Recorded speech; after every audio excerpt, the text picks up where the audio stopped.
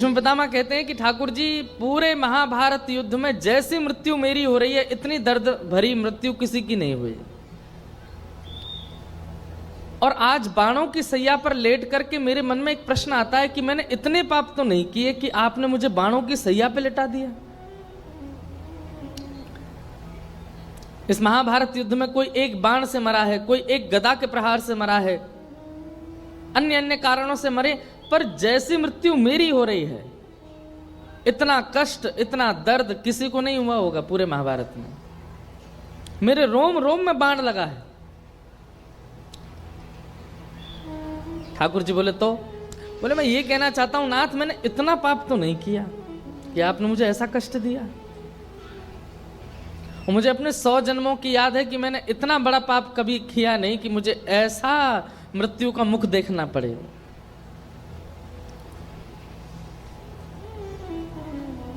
ठाकुर जी बोले पहली बात, जन्म केवल 100 होते हैं एक मानव के,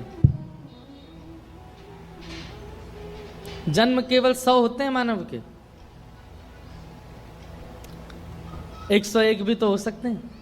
आपको अपने 100 जन्मों की याद है, 101वें जन्म की याद है आपको, आपने तब क्या किया था? भीष्म पितामह बोले नहीं, 101वां तो याद नहीं है। ठाकुर जी ने 101वां जन्म याद दिलाया। इसका मतलब क्या हुआ? हम आज क्या भोग रहे हैं, ये कब का भोग रहे हैं हमें नहीं पता। ये हमारे कौन से जन्म का कर्म है, कब का प्रारब्ध है, इसके चिंतन में ज्यादा मत रहिए। मैंने ऐसा क्या कर दिया जो मैं ये भोग रहा हूं, मैंने ऐसा क्या किया। कई बार आप लोग देखेंगे महापापी लोग बहुत प्रसन्न घूमते हैं, कुछ नहीं होता उनको। कई बार इकट्ठा करते हैं ठाकुर जी, पर एक साथ देते हैं, एक साथ भेजते हैं, एक साथ करते हैं, पर पाप होते हुए देखना महापाप है। यदि योग्यता है तो रोकिए, और योग्यता नहीं है तो चुपचाप वहां से चले जाइए, उस सभा में मत रहिए। आप योग्य थे, लेकिन फिर भी आपने द्रौपदी का चीरहरण नहीं रोका। कहीं ना कहीं मेरी अपेक्षाएं थी आपसे, मेरी उम्मीदें थी आपसे। मैंने उस समय द्रौपदी के चीरहरण के समय जब दृष्टि घुमा करके पूरी सभागृह में देखा, सब पर मुझे विश्वास था कि ये तो ऐसे ही हैं, ये तो चाहते ही हैं कि द्रौपदी निर्वस्त्र हो। पर जब आप पर दृष्टि गई तो मेरी नजर भी नीचे हो गई कि भीष्म पितामह ये भी देख रहे हैं द्रौपदी का चीरहरण। उस दिन मैंने विचार किया था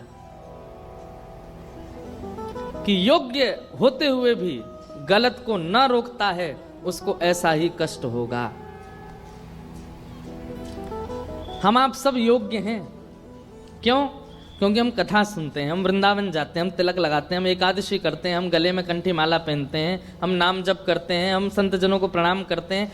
हम लोग संसारी व्यवहारों से अलग हैं, तो कहीं ना कहीं हम योग्य हैं। ठाकुर जी को हमसे उम्मीदें हैं। हमारे द्वारा जब कुछ गलत किया जाता है तो कई बार पापी को इतना कष्ट नहीं होता जितना कष्ट हमको दिया जाता है। क्यों? ठाकुर जी कहते हैं भाई वो तो पहले ही गिरा पड़ा है, वो तो पहले ही पापी है, उसका तो स्वभाव पाप है, वो करे कोई बड़ी बात नहीं है, उसके लिए नरक रजिस्टर्ड ही है। तुम तो भक्त थे, तुम तो वैष्णव थे, तुम कैसे कर सकते हो? मैं कथा में कहा करता हूं कि पृथ्वी पर लेटा व्यक्ति कितनी भी करवटें ले वो गिरेगा नहीं, क्योंकि पहले से ही गिरा हुआ है। गिरता वही है जो बिस्तर पर सोता है। जिसकी स्थिति थोड़ी ऊंची है वो गिरता है।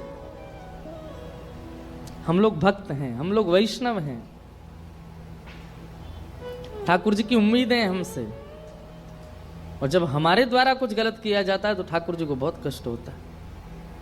इसलिए हमारी आप सबसे एक ही प्रार्थना, इन 7 दिन की कथा से कुछ सीखा ना सीखा, पाया ना पाया, सब बात एक तरफ, केवल एक बात याद रखिएगा कि हमसे कोई ऐसी क्रिया ना बने जिससे कोई ठाकुर जी नाराज हो जाए। बस कल से अपना जीवन ऐसे ही जीजिएगा, इसी बात का ध्यान रखिएगा। सोचते हैं कर लो कोई दिक्कत नहीं है, ठाकुर जी इतनी तो छूट दे देंगे। नहीं, एक बात कहें, अनजान व्यक्ति जब कुछ करता है ना तो ठाकुर जी अबोध बालक की तरह क्षमा करते हैं, पर जब जानकार व्यक्ति करता है, ठाकुर जी कहते हैं अच्छा जानते हुए भी कर रहा है, कथा सुनी थी फिर भी कर रहा है, आओ बेटा तुम्हारा तो अच्छे से स्वागत करेंगे हम। इसलिए बहुत सावधानी रखिएगा, कभी कोई वैष्णव अपराध मत कीजिएगा। आपके सुनाम में कोई ब्रजवासी आवे, कोई रसिक आवे, कोई संत आवे, कोई कथा वक्ता आवे, कोई ब्राह्मण आवे, सबका सम्मान कीजिएगा, सबसे प्रेम से बात कीजिएगा। यही मानिएगा कि हरि आए आपके यहाँ, और इसी भाव से सबको वंदन करते चले, ठाकुर जी प्रसन्न रहेंगे। तो जीवन का उद्देश्य भगवत प्रसन्नता बना लीजिए। आप सब लोग यहाँ पर बहुत आयु के लोग बैठे हैं, छोटे छोटे बच्चे तो कम ही हैं, अधिकतर ऐसे लोग बैठे हैं जिन्होंने बहुत लोगों को प्रसन्न अभी तक किया है। किसी ने पत्नी को प्रसन्न करने में जीवन निकाल दिया, पति को प्रसन्न करने में, बच्चों को, परिवार को, नातेदारों को, सबको प्रसन्न अब तक तो आप कर ही चुके हो। मिला क्या? कुछ भी नहीं। अब कल से थोड़ी ठाकुर जी की प्रसन्नता पे ध्यान दो, वो प्रसन्न रहे, और उसके लिए जो जो उपाय हम कर सके हम करें। आपका जीवन बहुत सुंदर हो जाएगा। कथा का विश्राम दिवस है और हम बस